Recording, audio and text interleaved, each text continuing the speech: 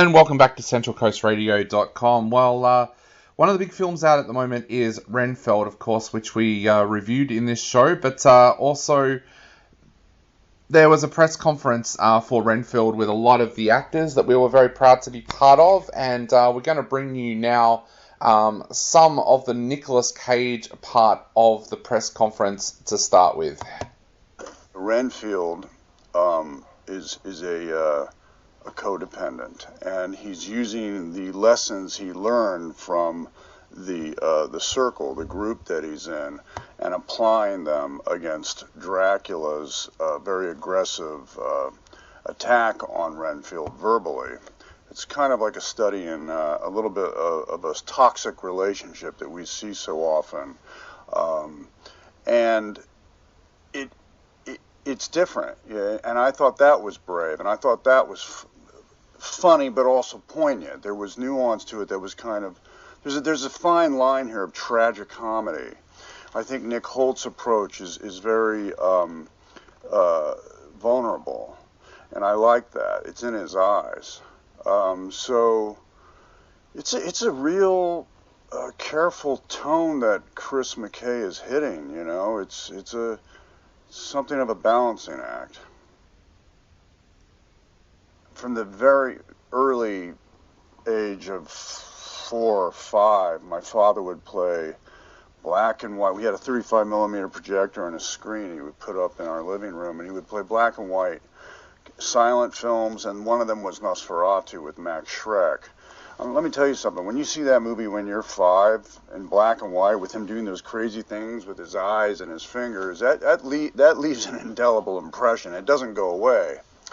And so with this movie, I wanted to bring a little bit of my appreciation of the effect his performance had on me, that flavor, but also my father. My father, in his own right, was a strong presence and a very elegant man who spoke with a mid-Atlantic accent and impossibly intelligent. He always knew he was the smartest man of any room he walked in. So I thought, well, Dad would be a pretty good model for this character. So I was playing with that, and then, believe it or not, I thought, you know what, let's open this up a little bit. Let's look at some of the great female performances that I think might be applicable to this version of Dracula. And for some reason, because of this toxic relationship that Renfield and Dracula have in this movie, I was thinking about the relationship that Anne Bancroft's character had with Dustin Hoffman in The Graduate. And so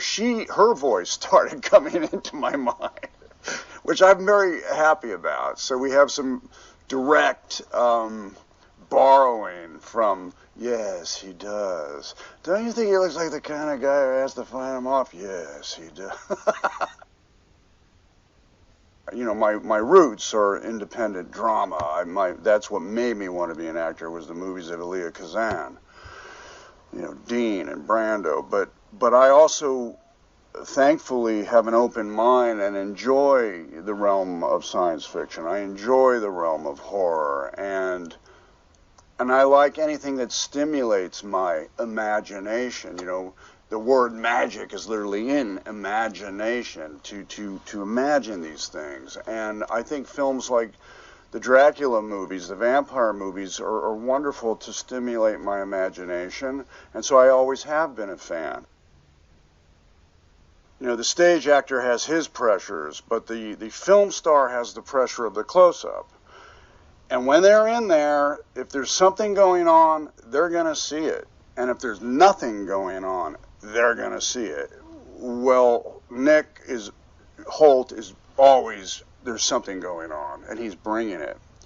On top of that, and I know this is a big thing to say, and I don't want to say this and sound like hyperbole, but last night, the way he kicked the slipper and he did the eye thing, I thought it was Chaplin-esque.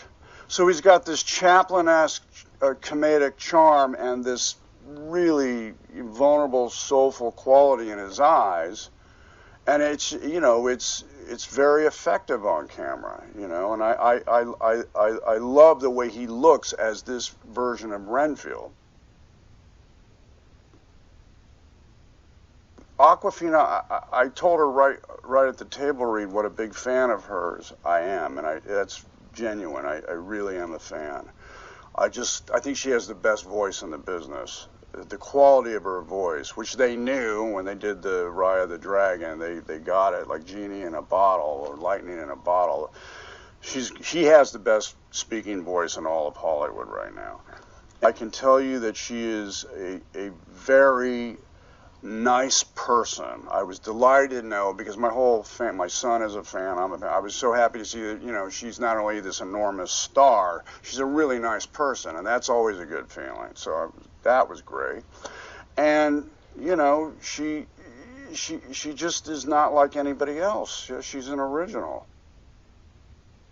What's happening is that Dracula's been horribly disfigured by an attack from the church in the beginning of the movie, and he's sort of, through the power of drinking blood, pure blood, hopefully, he's being rejuvenated and coming back to his complete supernatural self. But it's a long and arduous and hideous process, starting with the most grotesque and then slowly grooving back into when we see the character at the end with Rebecca.